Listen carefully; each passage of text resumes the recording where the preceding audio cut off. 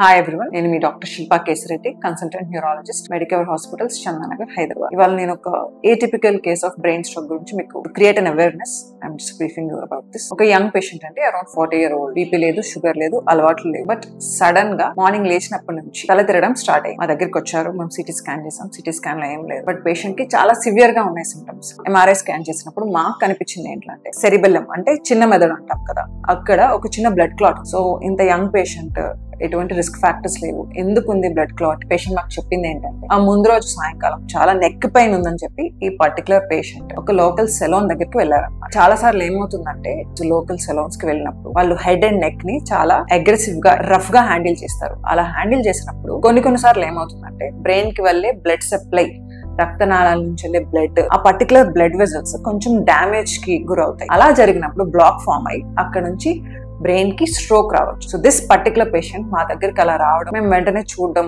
And diagnose చేయడం జరిగింది. But మీరు లోకల్ సెలూన్స్ కి, బార్బర్ షాప్స్ కి వెళ్ళినప్పుడు ఇట్లా అగ్రెసివ్ గా నెక్ మసాజ్లు అవి చేసుకోవడం వల్ల ఒకటి రేర్ గా అయినా కూడా స్ట్రోక్ రిస్క్ ఉంటుంది. ఇంకొకటి ఏంటంటే కొన్ని సార్లు వాళ్ళు హ్యాండిల్ చేసినప్పుడు మీకు స్పైనల్ కార్డ్, ఈ వర్టెబ్రల్ కాలం కంప్రెస్ చేయొచ్చు, ఈ వెన్నుపూస. దాని వల్ల కూడా చాలా మందికి వీక్నెస్, సడన్ గా పారాలిసిస్ ఇలా రావడం కూడా జరుగుతుంది. So be very careful. ఈ పర్టికులర్ పేషెంట్ చాలా రేర్ గా కూడా మేము చూడడం జరిగింది. So do not indulge in those kind of activities. Thank you.